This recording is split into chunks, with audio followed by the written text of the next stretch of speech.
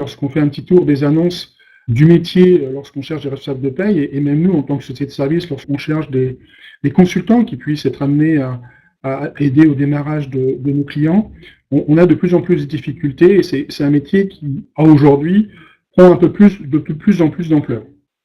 Alors un peu pour commencer, avant, c'est un peu présenter qui nous sommes. Hein. Talentia Software, c'est un éditeur intégrateur qui, au hasard des transformations et des évolutions de la société, existe depuis 1990, qui est aujourd'hui présent sur deux métiers qui concernent tout ce qui est la performance opérationnelle, soit financière, soit tout ce qui est ressources humaines. Donc financière, c'est gestion comptable, le budget, le reporting, consolidation, et tout ce qui est ressources humaines, qui est quelque chose qui nous intéresse plus aujourd'hui, tout ce qui est l'administration du personnel, paye, en sachant que pour nous, la paye, c'est de l'administration du personnel, c'est quelque chose d'important, gestion des talents, qu'on appelle aujourd'hui, ce qu'on appelait avant les ressources humaines, plus que ça. Et puis tout ça avec des outils d'aide à la décision qui sont importants, parce qu'aujourd'hui, c'est véritablement la vraie problématique de savoir tout ce qui fonctionne et de pouvoir analyser véritablement tous ces chiffres. Alors, à aujourd'hui, Talentia Software, c'est un groupe indépendant, on est 430 collaborateurs, on a 3600 clients, on est présent des agences bien sûr en France, puisque l'origine de la société est bien entendu française, mais nous avons des agences en Italie, en Espagne, au Portugal, en Angleterre, en Grèce, et des partenaires qui se trouvent à peu près dans le monde entier. On a pratiquement fait pour 2016 56 millions d'euros de chiffre d'affaires, et on consacre un peu plus de 15% de notre chiffre d'affaires sur tout ce qui est R&D. Sur nos deux métiers que sont la finance et bien sûr la RH. Alors, pour commencer, parce que l'idée n'est pas de parler trop longtemps de notre société, même si on organise beaucoup de manifestations sur les différents sujets qui nous intéressent, il faut savoir aujourd'hui que les lois influencent la gestion du quotidien. La gestion du quotidien, ça va de la paye, du bulletin de salaire, mais ça va aussi, par exemple, de l'attestation qu'on va vous demander et qu'on veut le plus rapidement possible parce qu'on en a besoin, jusqu'au bulletin de paye dématérialisé, parce qu'aujourd'hui, la technologie s'est emparée aussi du monde, pas simplement de la RH ou de la gestion des talents, mais aussi de la gestion du quotidien. On a une activité législative qui est en perpétuel mouvement. Et la RH doit être garant de l'application de ses obligations. C'est-à-dire que c'est un peu comme un entraîneur de foot. Lorsque mon bulletin de paye n'est pas bon, on ne va pas s'appliquer à la loi, on va s'appliquer au service RH qui ne fait pas bien son travail. L'entraîneur de foot, quand l'équipe joue mal, c'est l'entraîneur qui en pâtit. On est à peu près dans les mêmes problématiques. Les nouvelles règles ont des impacts sur tous les acteurs d'entreprise. Et on peut le voir aujourd'hui, en particulier avec la loi travail. Elle va avoir un impact direct sur les directions, hein, c'est les coûts, sur les managers. Je parlais de la loi à la déconnexion, où le manager va devenir important, il va falloir faire attention, surtout dans certains types de métiers. Le salarié, parce que son bulletin de salaire, c'est quand même aujourd'hui quelque chose qui est important, et je dirais que c'est le premier moyen de communication entre le salarié et l'entreprise. Et puis les partenaires sociaux, puisqu'on le voit dans la loi travail, le dialogue social a été institué à un haut niveau, puisque pratiquement tout est discutable. Et on a de plus en plus de missions administratives à accomplir. On n'en prendrait qu'une qui est vraiment importante, c'est le côté de la DSR. Alors, on va avoir, on ne passera pas tôt, mais toutes ces évolutions qui sont, je dirais, traditionnelles, qui commencent par le plafond de sécurité sociale et qui va augmenter chaque année, donc avec des modifications à faire, des seuils de remise, des changements, les tranches qui bougent, les nouveaux taux de cotisation, des lois, par exemple, sur la retraite qui datent de 2014, on a eu la modification de tout ce qui était les mutuelles qui sont devenues obligatoires, enfin, des modifications qui sont régulières, quotidiennes, qu'on ne doit pas oublier, mais qui quand même augmentent, fait que on doit le faire, ou on le fait faire, suivant si la paye est externalisée ou pas externalisée, mais c'est quand même une gestion du quotidien qui prend un peu de temps parce qu'on est obligé de faire véritablement une veille importante. Derrière, depuis 2013, on a eu quand même des années qui ont été riches en réglementation. Alors on a commencé en 2013 avec la sécurisation de l'emploi, avec le CICE, avec tout ce que ça peut apporter, et chacun peut en penser ce qu'il veut, mais ça a été une évolution relativement importante.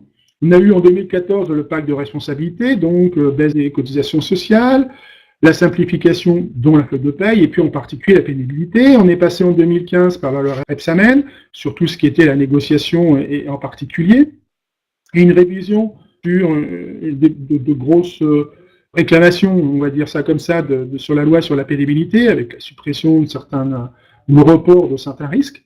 Et puis on est arrivé à cette année 2016 qui a été très agitée, de nombreux mouvements sociaux, parce que on a eu cette loi travail que l'on voit, qui a été publiée au journal officiel le 9 août 2016, Et là-dessus, on a aussi la simplification du bulletin de salaire, donc, qui est devenue clarification, la pénibilité avec les risques supplémentaires qui sont arrivés au 1er janvier 2016, des cotisations, on ne savait pas très bien comment ça allait se passer, et puis cette notion qui est apparue, c'est l'impôt à la source, en sachant que nous, en Europe, on est quand même un des derniers pays à ne pas pratiquer cette forme de prélèvement à la source.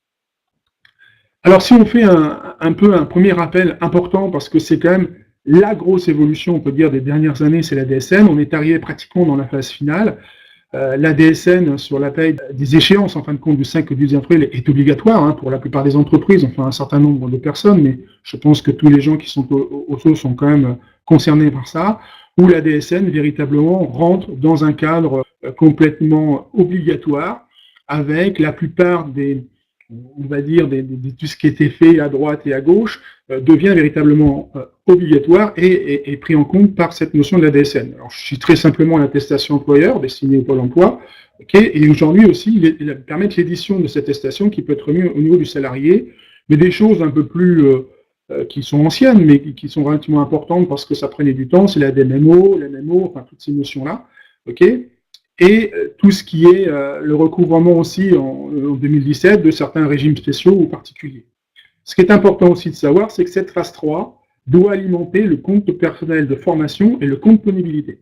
Donc ça, c'est quelque chose aussi d'important parce que on va s'apercevoir qu'on reverra un peu plus tard que comment notifier ces informations-là et comment le signaler. Ça a une double importance. D'abord, il faut le faire parce qu'il y a des cotisations qui peuvent être liées à ça. Et la deuxième chose importante, c'est que sur le CPA, qu'on verra sur la fin, ça a aussi son véritable importance. Et puis surtout qu'à partir de janvier 2018, normalement, le prélèvement à la source, si ça se fait, on va dire comme ça. Mais la DSN, ça a vraiment été quelque chose de véritablement important, ce qui fait qu'aujourd'hui, on rentre véritablement dans la phase finale, puisque même logiquement, les entreprises du régime agricole rentrent dans cette phase 3. Alors pour elles, c'est quelque chose d'important qu'on doit quand même signaler, c'est que toutes les cotisations doivent passer par ce support-là. Si elles passent par un autre support, la déclaration suivante, elles devront être reprises dans la DSN. C'est-à-dire que je n'ai pas mis toutes mes cotisations dans mon support DSN qui va se passer sur le mois d'avril, le 5 ou 18 avril. Ben, ça veut dire que sur ma prochaine déclaration, je devrais reprendre ces cotisations comme une notion de rappel qui est prévue dans la DSN. C'est quelque chose d'important aussi. Donc, paye de mars 2017, automatiquement, dans le cadre de la DSN. Okay, c'est important, ça a vraiment été une modification et je pense, à titre personnel, que ça a favorisé aussi le fait que les gestionnaires de paye, les responsables de paye ont repris un peu plus d'importance dans l'entreprise parce qu'il y a eu véritablement des modifications importantes à ce niveau-là et des remises en question de choix qui avaient été faits de gestion du quotidien. Ici, vous avez le calendrier qui a subi entre son début et sa fin de nombreuses modifications. Juste pour la petite histoire, il faut savoir que l'organisme qui gère tout ça s'appelle JPMDS, et que JPMDS, la fin de son existence, elle est prévue pour 2020. Donc logiquement, tous les automatismes, tout ce qui doit passer par ces différentes déclarations DSN devrait être terminé en 2020. On a vu quand même pas mal de décalage par rapport aux dates initiales qui avaient été prévues. Mais pour l'instant, on est quand même sur la dernière date, ce qui devait être fait, l'impôt à la source étant le dernier paramètre. Le compte pénibilité, c'est quelque chose qui, depuis 2013, fait énormément parler. Ça a apparu sur les lois de retraite. C'est un compte personnel de prévention de la pénibilité, avec des risques qui ont été, d'abord il y en a eu 10, après on est revenu à 4, qui étaient à notifier.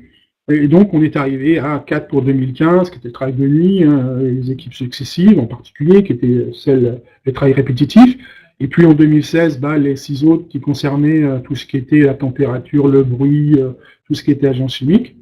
Avec des choses dont on peut s'apercevoir, nous, lorsqu'on visite les entreprises, l'impact sur le document unique, à ne pas oublier. C'est-à-dire que l'impact de la pénibilité est important sur ce document unique, puisqu'il doit apparaître, les données collectives, puisqu'on a supprimé progressivement le document individuel qui devait être remis à chaque salarié en cas de départ. On devait leur remettre un document qui reprenait tous les postes qu'ils avaient eus et tous les dangers auxquels ils avaient été exposés. Mais par contre, maintenant, ça rentre dans cette notion de document unique. Donc c'est quelque chose d'important, avec la problématique de la contagion des points, et qui va concerner directement la notion de paye. puisqu'aujourd'hui, si jamais je suis exposé, je vais pouvoir faire une formation pour me reconvertir, je peux avoir un temps partiel qui va être payé à temps plein, et puis je peux peut-être bénéficier d'une retraite anticipée à partir du moment où, par exemple, j'ai 10 points et j'ouvre le droit à un trimestre. Alors en gros, hein, un point, c'est un risque, on va dire ça comme ça, mais c'est un risque pour une année. Okay, et vous apercevez que si jamais j'ai un seul risque, pour avoir un trimestre, il me faut pratiquement 10 années sur un risque pour pouvoir bénéficier d'un trimestre de moins de travail. Mais ce qui est important pour l'entreprise, et on est dans le coût, hein, ce qu'on disait au début, ça avait une influence sur le coût, c'est cette notion des cotisations, puisqu'on va avoir soit une cotisation de 0,1 qui est applicable sur tous les salariés, versée à partir du 1er janvier 2017, mais aussi des cotisations additionnelles de 0,10 ou 0,20, des rémunérations perçues pour les salariés qui ont été exposés à cette indemnité. Et attention, si le salarié est exposé à plusieurs risques, en même temps, cette cotisation peut être doublée. Donc, c'est quand même quelque chose qui a un impact sur l'individu en tant que lui-même, sur le salarié, puisqu'il y a un compteur, il y a un droit qui va passer, bien sûr, qui passe par la DSN, et qui va aller, on le verra tout à l'heure, sur le compte CPA. Et puis, quelque part, on a un coût pour l'entreprise, bien entendu, qui, aujourd'hui, va générer des cotisations supplémentaires. Ici, vous avez un petit schéma, comment ça peut avoir un impact sur la paye. On ne va pas le décrire parce que vous pourrez le récupérer, mais ce qui est important, c'est que des informations vont arriver à la CARSAT, à la CNAV, et tout, bien sûr, va passer par cette notion de DSN. Alors, on a aussi beaucoup parlé de la simplification du bulletin de salaire. Alors, la simplification du bulletin de salaire, c'est... je suis assez ancien dans le métier, et le bulletin de salaire, c'est toujours quelque chose qui a fait beaucoup parler de lui. On l'a trouvé trop compliqué, on le trouvait trop long. On a déjà eu, pour ceux qui s'en souviennent, la possibilité de regrouper les cotisations sous une seule ligne. Après, on nous a demandé d'exposer toutes les cotisations, même les cotisations patronales, en détail. Pourquoi pas mettre les provisions de congés payés, les congés payés. C'est quelque chose qui est toujours fluctuant.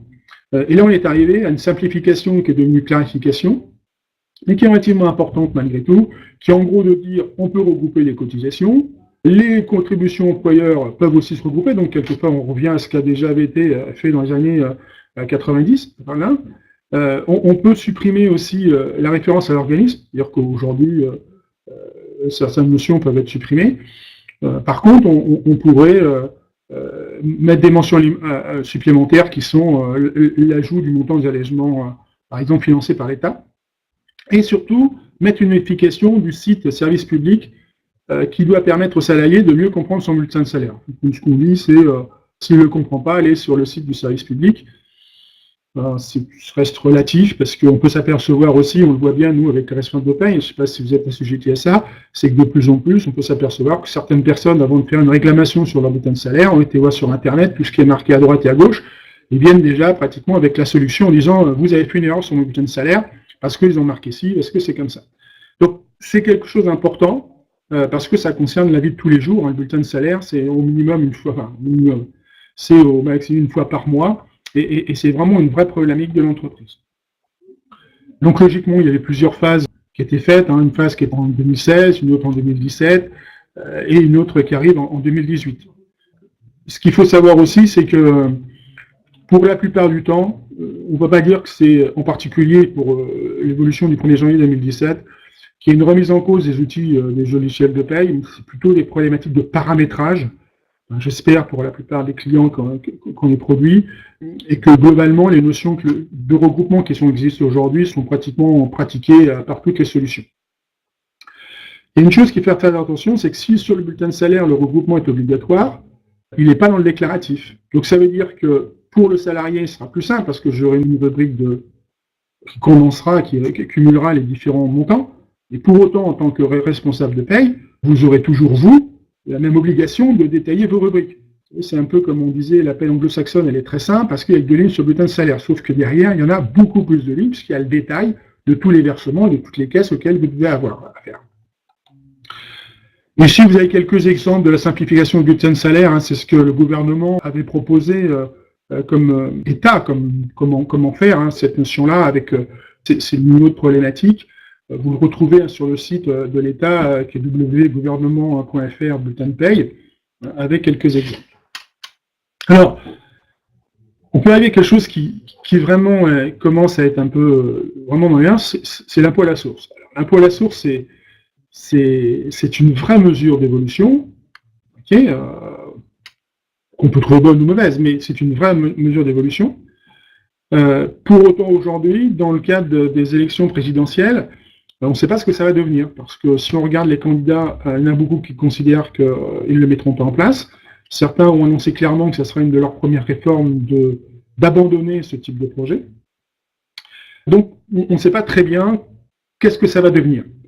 Pour autant, aujourd'hui, le texte et les mesures prises considèrent que dès janvier 2018, le montant sera déduit chaque mois sur le bulletin de paye, ou sur la pension de retraite, bien entendu, mais dans le cas aujourd'hui, ça nous concerne beaucoup plus sur le bulletin de salaire. Ce qui est tellement important, c'est de comprendre que l'idée est de dire chaque mois je vais prélever. Alors, ça a un intérêt pour l'État, c'est qu'on est sûr que ce qui est prélevé sur le bulletin de salaire arrivera dans les caisses de l'État, on va le simplifier comme ça, le dire un peu plus vulgairement. Pour autant, je pense que pour l'entreprise, c'est l'entreprise qui est responsable du montant du net à payer, en quelque part. Et que quand un salarié verra son net à payer qui sera diminué peut-être d'une absence, peut-être d'une cession sur salaire, peut-être de l'impôt à la source, qui n'aura pas grand-chose, le responsable de cette notion-là, je pense, sera l'employeur, au moins dans un premier temps. Donc, si l'impôt à la source devient opérationnel à partir de janvier 2018, je pense que véritablement, les services de paye auront beaucoup d'explications en amont à faire, et bien sûr après. Et je pense même que si ça se fait, très rapidement, il faudrait peut-être avoir des prévenances vis-à-vis de vos salariés, savoir comment ça va se faire, comment c'est prélevé, comment tout le détail enfin, de cette notion-là. Vous avez aussi le gouvernement qui a sorti un petit livret qui est très bien fait, okay, qui reprend en mesure comment tout ça se passera, et qui est relativement intéressant. Ce qu'il faut savoir derrière, c'est que, quelque part, tout ce qui va être revenu salaire sera intégré dans le show de l'impôt à la source. Okay, mis à part, comme je le marque ici, quelques revenus exceptionnels, par exemple les primes de départ à la retraite, mais quelque part, puisque le prime de départ à la retraite, c'est pas sans savoir que vous pouvez, si vous le souhaitez au niveau des impôts, les séparer en 4 phases. Quand vous partez en retraite, vous pouvez décaler ça et diviser votre prime de départ à la retraite sur 4 années. Okay, donc je pense que c'est des choses qui vont rester. Pareil, quelque chose d'important, c'est que le salarié n'aura pas d'informations à donner à son employeur, et son employeur n'aura qu'une information minimum. Donc la question qu'on peut entendre de confidentialité, mon employeur savoir ce que j'ai, tout ça, est un peu fallacieuse comme explication, puisque ça peut être complètement transparent. Et le seul interlocuteur reste l'administration fiscale, et personne d'autre. Si jamais on va un peu plus loin dans le V, et comment ça peut se passer, on va avoir 2 cas. Soit on peut marcher au taux réel, c'est-à-dire qu'un taux de prélèvement sera calculé, et en fonction du taux de prélèvement il sera communiqué au niveau de l'entreprise. Et donc, à partir du 1er janvier de l'année suivante, on appliquera ça sur le salaire, à partir de là, sur un simple taux d'imposition. En cours d'année, ce taux d'imposition pourra changer. Mais aujourd'hui, comme vous pourriez faire quand vous avez un prélèvement mensuel de l'impôt, c'est-à-dire que vous pouvez en cours d'année, sur le site, et considérer que vous allez payer un peu moins ou un peu plus d'impôt et demander à modifier vos versements. Donc, c'est simplement rester à peu près de la même façon. Il communique un taux. Sur ce taux, il n'y a pas de détails, il n'y a rien d'information, c'est un taux réel. Et puis, quelque part, chaque mois, il y aura le prélèvement sur taux réel. Il y aura une deuxième solution qui est un taux neutre. C'est-à-dire pour les personnes qui souhaiteraient à ce que il n'y ait pas que l'entreprise ne peut en aucun cas déterminer, tiens, il gagne tant, mais il a un taux de tant, donc il doit avoir des revenus autres. C'est considéré qu'on a un taux neutre qui, lui, sera calculé sur le salaire de la personne, c'est-à-dire directement. En gros, vous avez ici le barème, si j'ai un salaire qui va entre 2 500 € et 3 250 €, en gros, on va me prendre 12,5%. Bien entendu, lorsque vous rentrerez, ou lorsque vous n'aurez pas payé d'impôt, c'est aussi le taux qui sera pris directement à ce niveau-là. Et après, comment va se passer toutes les informations? En gros, ce qui va se passer, c'est de dire, à partir de 2017, je vais commencer à avoir mon prélèvement. L'année d'après, je vais faire ma déclaration, avril-mai 2018. En 2019, je ferai ma déclaration pour l'année 2018, on est bien d'accord. Et puis, j'aurai ces rectifications supérieures ou inférieures, des remboursements ou des paiements supplémentaires, à peu près comme ça se passe. Donc, en gros, il n'y a pas une grosse modification, si ce n'est que la partie imposable qui concerne les salaires sera prélevé directement sur votre bulletin de salaire. Mais ça ne supprimera pas de tâches au niveau de votre déclaration, ça ne supprimera pas une tâche au niveau peut-être de paiements complémentaires. Ouais, c'est simplement le montant du salaire qui sera directement pris sur le bulletin de salaire. Alors la grosse question aujourd'hui qui reste, qu'est-ce qu'on fait sur 2017? Plein de bruit court, aujourd'hui, c'est tout ce qui concerne les salaires, bien sûr, toujours pareil, puisqu'on est sur la prise de salaire, sur cette année 2017, ne serait pas concerné, enfin, c'est-à-dire, on ferait une année blanche, si on veut dire, puisque dès le mois de janvier 2018, on commencerait à avoir les salaires, à payer nos salaires de 2018, donc on ne va pas payer 2 années d'impôts. Maintenant, c'est quand même celui qui fait le plus débat, et c'est assez bizarre, parce qu'on en parle peu, mais c'est celui qui a eu l'impôt à la source, le plus de choses importantes qui ont été faites et qui ont été vraiment très définitives de certains candidats en disant oui, non. Il y en a très peu qui ont dit oui, on continuera, et pas mal qui ont dit stop, on arrêtera. Et tout ça, bien sûr, passera par la DSN, donc vous avez ici les détails, ok. Les soldes à payer au remboursement seront toujours gérés par les impôts, bien entendu, et quelque part, s'il y a un remboursement, ça ne passe pas par la paye. Et si demain, vous souhaitez, vous, que l'entreprise vous prélève moins, ça ne passe pas par vous qui allez voir votre responsable de paye ou votre DRH en disant ça ne marche pas par là. Ça passera toujours par les impôts. Le seul interlocuteur que le salarié conservera, c'est les impôts, en fin de compte, c'est la direction des impôts. Alors maintenant, on va rentrer sur la loi travail. La loi travail, c'est une grosse modification, et c'est bien entendu pareil lorsqu'on entend à peu près pas mal de candidats, c'est on arrête tout et on annule ça. Alors, il faut bien comprendre que avec le nombre de décrets qui ont été votés, ça ne sera pas si facile que ça. 2, ça concerne pas mal de négociations qui sont rentrées dans les entreprises, où certaines entreprises, on peut commencer leurs négociations avec des avantages ou pas d'avantages, peu importe, mais ça peut aussi remettre en cause, donc autant peut-être de dire j'arrête l'impôt à la source, ça sera facile, la loi travail, ça sera certainement un peu plus complexe de remettre tout en cause en tous les cas. Donc là, l'idée, c'est un peu de considérer que la loi travail, elle a influencé la paye, souvent de façon indirecte, mais par exemple, la détermination de temps de travail, on va revenir, j'ai essayé de donner quelques explications derrière. Ce qui a beaucoup fait parler, c'est toute la problématique des motifs de licenciement avec la notion de licenciement économique, les accords offensifs, c'est-à-dire en gros, essayons de favoriser les entreprises, c'est le but du gouvernement de favoriser les entreprises pour qu'elles soient beaucoup plus offensives vis-à-vis de l'extérieur, des entreprises extérieures, les notions de forfait jour, des choses importantes qui sont pratiquées, enfin, qui sont aujourd'hui une vraie problématique d'entreprise, et à l'heure actuelle, où on parle de la santé au travail, de la pénibilité, c'est le droit à la déconnexion. On peut s'apercevoir, on lit tous les jours, les problèmes de burn-out, les problèmes de gens qui ont des vrais problèmes dans l'entreprise, surtout avec les nouvelles technologies, et puis tout ce qui va concerner la formation avec l'apprentissage et les contrats de professionnalisation. Quelque chose d'important, parce qu'on considère aujourd'hui que c'est vraiment une vraie problématique et qui demain peut une entreprise les mettre en cas d'une problématique même d'un départ ou d'un licenciement foncier, peut mettre l'entreprise avoir des problèmes, c'est ce droit à la déconnexion.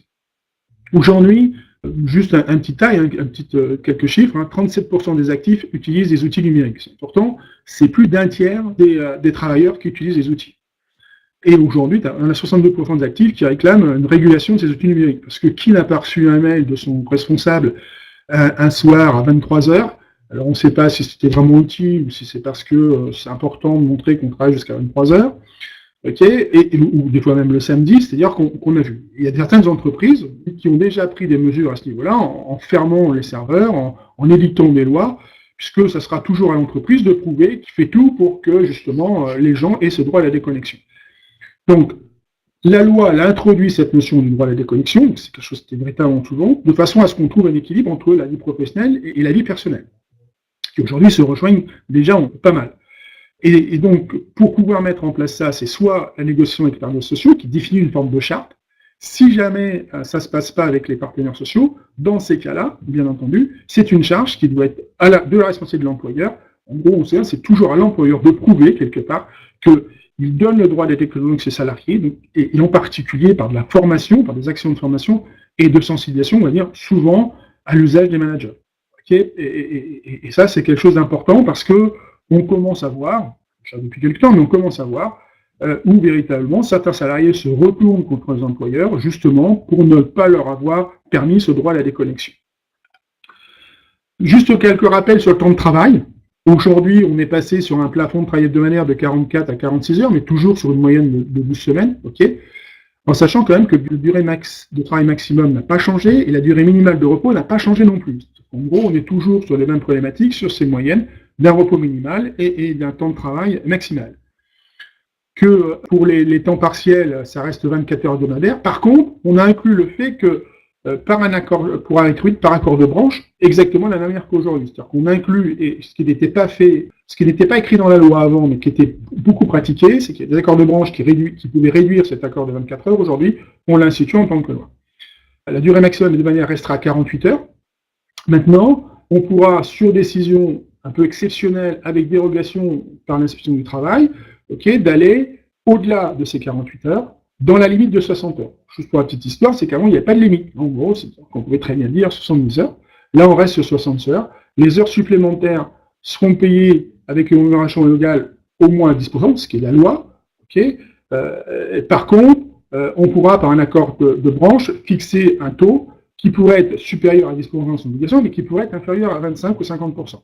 Par contre, ce qui est important, c'est que s'il n'y a pas d'accord, les taux restent toujours les mêmes, 25 à 50%. Donc ça a une influence directement sur la paye, et en particulier, je dirais même plus, sur tout ce qui est la gestion des temps. Les outils de gestion des temps, ça a véritablement une vraie problématique à ce niveau-là. Les congés. Alors, il y a eu quelques petits changements aussi à ce niveau-là, toujours pareil, ça a une influence sur la paye. Aujourd'hui, c'est 2 jours, la durée minimale était 1 jour pour les projets d'essai en tant que proche. Aujourd'hui, quelques semaines par été, c'est 2 jours.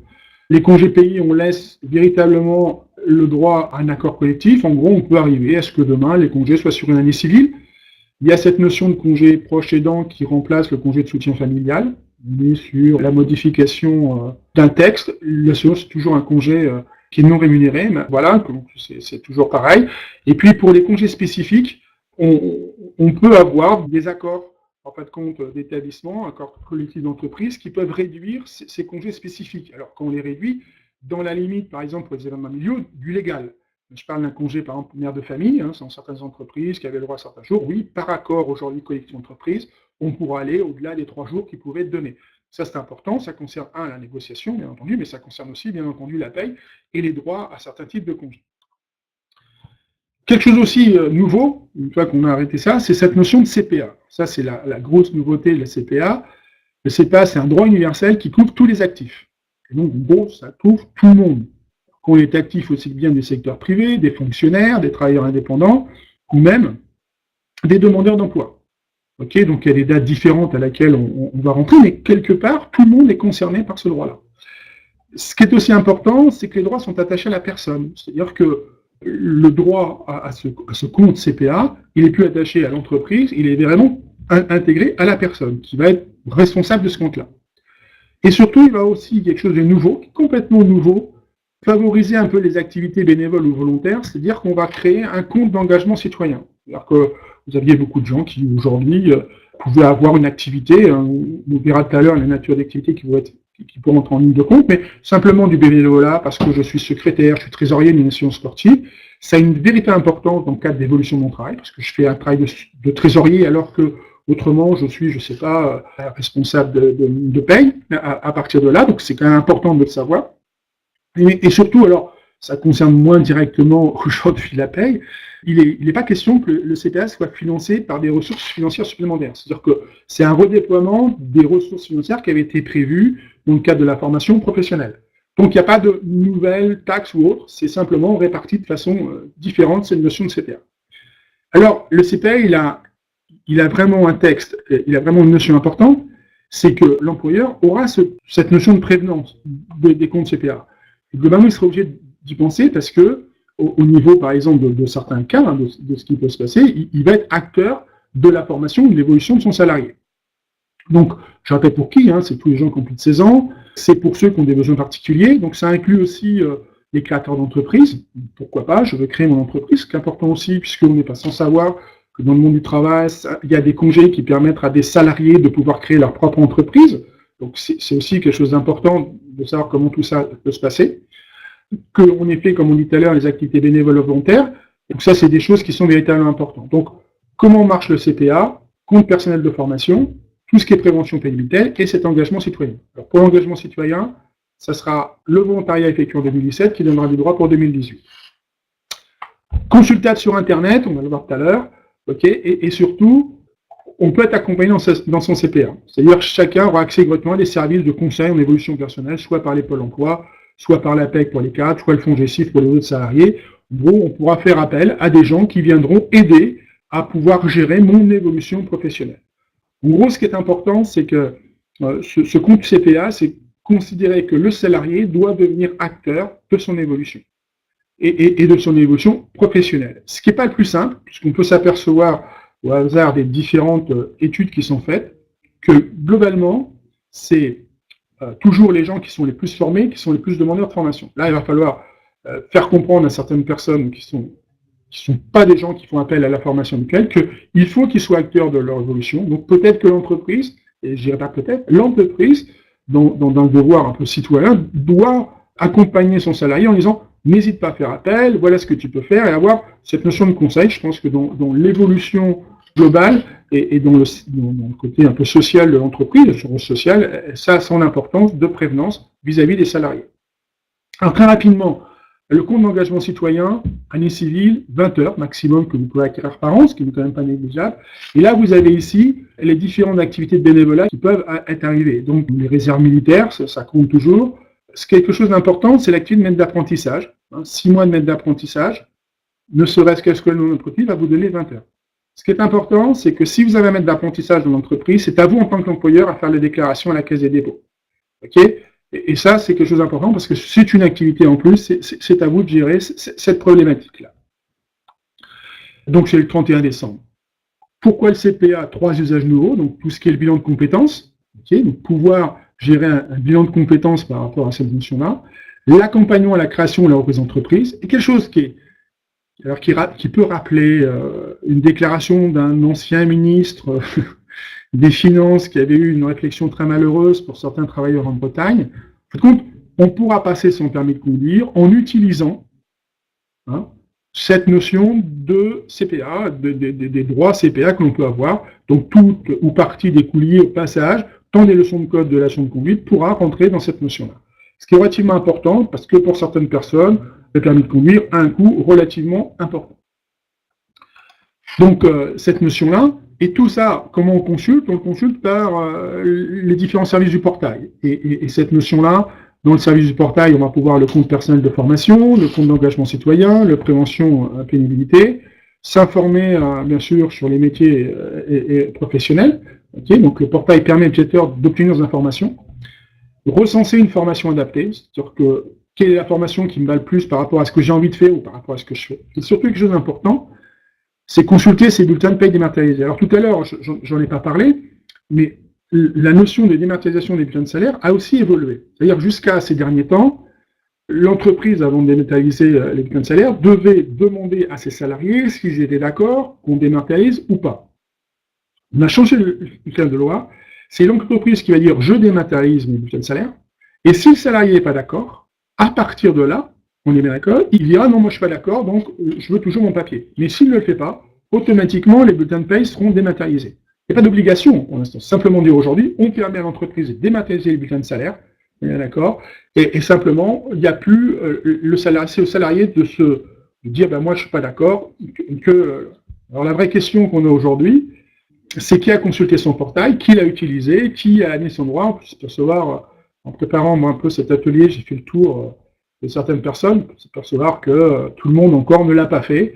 Et on revient de ce que je disais, c'est que pour être acteur, il faut vouloir participer et vouloir se résoudre cette problématique-là. Le portail est relativement bien fait. J'ai mis une image, vous avez une adresse c'est mon compte activité, à ce niveau-là. Très facile à créer son mot de passe et vous avez les différents critères qui vont vous permettre de gérer votre profil, de gérer vos projets, mes droits, etc. Dans le cas de la méthanisation des bulletins de salaire, comment ça se passe? C'est qu'à aujourd'hui, il y a quelques personnes qui font de la dématérialisation de bulletins de salaire qui sont maintenant connectées à ce portail-là, ce qui fait qu'il y a un lien automatique qui se crée entre l'entreprise, la personne qui héberge en fin de compte vos bulletins de salaire et le coffre-fort qui héberge, et quelque part ce portail-là. Et puis il y a plein de discussions sur une quinzaine d'autres types de portails. Donc on retrouve les institutionnels. Aujourd'hui, par exemple, PeopleDoc, pour ne pas les citer, est déjà connecté, et Primobox est en cours de connexion, des gens avec lesquels on travaille. Okay, donc c'est voilà, des gens qui aujourd'hui sont connectés, qui permettra à un salarié, directement en cliquant sur mes bulletins de paye, de dire voilà, j'accède à l'émission de bulletin de salaire. Donc ça, cette notion de portail, on peut engager tout le monde à aller le voir, parce qu'il est bien fait, il est relativement clair. Vous avez un maximum d'informations, et auquel on a le droit quand même de participer à ça. Je vous remercie beaucoup de m'avoir écouté. J'ai terminé. C'est quelque chose qui aurait pu durer beaucoup plus longtemps, parce qu'il y a plein de choses à dire. Ce qui est vraiment important, c'est de savoir qu'on est un peu dans une mouvance avec ces prochaines élections, parce qu'on parle beaucoup de la présidentielle, mais aussi après les premiers députés, mais on est vraiment dans l'imprécision de certaines choses. Est-ce que ça va durer? Est-ce que ça va se mettre en place? Beaucoup d'entreprises, on peut le voir, sont vraiment dans l'attente de cette notion-là, mais on reste, nous, à votre disposition pour essayer de vous aider à pourquoi pas gérer des problématiques, en particulier le temps de travail. C'est vraiment quelque chose qui est important, parce que il y a plein de choses qui ont été dites, et il y a le côté législatif, mais il y a aussi le côté pratique de ce qui peut se pratiquer tous les jours. Juste aussi une petite parenthèse, dernièrement je lisais un article qui était fait par JPMDS sur le nombre de sociétés de paye, aussi bizarre que puisse paraître, sur les chiffres, hein, vous allez sur le site de DSM Info, vous allez voir, en fin de compte, on peut s'apercevoir qu'il y a encore des logiciels de paye qui ne sont pas capables de passer en phase 3, j'espère que vous n'êtes pas dedans, mais juste pour la petite histoire, j'étais assez étonné de ça. Il y en a une vingtaine, je crois, aujourd'hui, qui ne sont pas en mesure de passer sur la phase 3. Alors, lorsqu'on dit logiciel de paye, ce qui est important de savoir, c'est qu'il y en a beaucoup, en fin de compte. Hein. Il y en a plus de 100 aujourd'hui sur le marché. Des petits, des gros, des moyens. Mais quelque part, il y en a qui sont aujourd'hui pas capables de passer sur cette notion de DSM, qui est obligatoire aujourd'hui. Alors, il y a une question qui est posée qui est très intéressante. Concernant la retenue à la source, le compte va-t-il recevoir? Oui, en effet, ce ne sera pas un questionnaire, mais en fait, compte, dans la déclaration, il notera il va dire un taux forfaitaire, ou enfin, un taux moyen ou le taux réel qui sera donné, et qui sera, vous pouvez le refaire chaque année. C'est-à-dire, chaque année, vous pourrez changer votre moyen de contribution. Le premier texte qui a été fait, il n'y a pas eu de modification pour l'instant, mais il y avait pas mal de questions à ce sujet-là, c'était de savoir si on pouvait changer en cours d'année. À partir du moment où c'était un taux moyen, j'utilise pour toute l'année ou pas pour toute l'année. C'est sûr, vous pouvez changer année par année, sans savoir si vous pouvez changer en cours d'année, on n'a pas, enfin moi personnellement, je n'ai pas la précision. Donc, vers quelle période? Pour la première année, ce sera au moment de votre déclaration d'impôt, enfin, pas votre déclaration, mais quand vous recevez vers le mois de septembre. Comme quand vous regardez sur les slides, il y a à un moment donné un calendrier, ce qui est marqué. Alors, comment doit-on? C'est normalement par la DSN.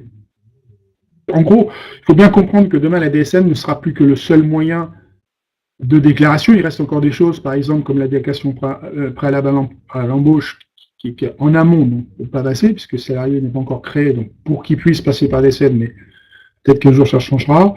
Et puis vous avez toujours la déclaration d'accident de travail qui aujourd'hui fait le cadre d'évolution, doit faire le cadre d'évolution législative pour que ça puisse passer par la DSN. C'est bien la déclaration d'accident de travail, pas l'arrêt de travail, pour accident de travail. Le taux, alors le taux, j'ai Cécile qui me pose la question, le taux, quand vous allez passer avec ce taux forfaitaire, il ne prendra en aucun compte le taux forfaitaire, hein, votre taux réel, c'est-à-dire soit l'administration communiquera le taux réel, vous calculera comme on fait à fond, votre taux ne correspond pas à 15%, donc à ce moment-là, ça prend en charge les personnes à charge. Si par contre vous passez par le taux forfaitaire, ça ne prend pas en compte les personnes à charge, ça prend simplement en compte que votre salaire. Hein, ce qu'il faut savoir, c'est que c'est l'anonymat le plus complet. Hein, le taux forfaitaire, c'est la taux neutre, ce qu'on appelle, c'est le taux neutre, c'est le plus opaque possible, c'est un taux, un point c'est tout, il ne prend en compte aucune d'information. Si vous voulez prendre en charge les parts familiales, à ce moment-là, ça sera passé par le taux réel, qui prendra en compte aussi bien le salaire, personne à charge et d'autres critères qui pourraient être des prêts, des placements, ainsi de suite. Mais ça sera toujours sous la forme d'un taux qui est globalement pas toujours facile. Hein. Le taux, il suffit de savoir, lorsqu'on vous applique un taux au niveau des impôts, c'est pas toujours facile de bien comprendre, à l'expliquer, parce que ça sera le taux après les 10%, après les 20%, avec tout ce que ça peut comporter et les différentes déductions que vous pouvez avoir. Je vous souhaite une bonne après-midi et moi aussi je vous remercie de l'attention que vous m'avez apportée. Merci. Au revoir.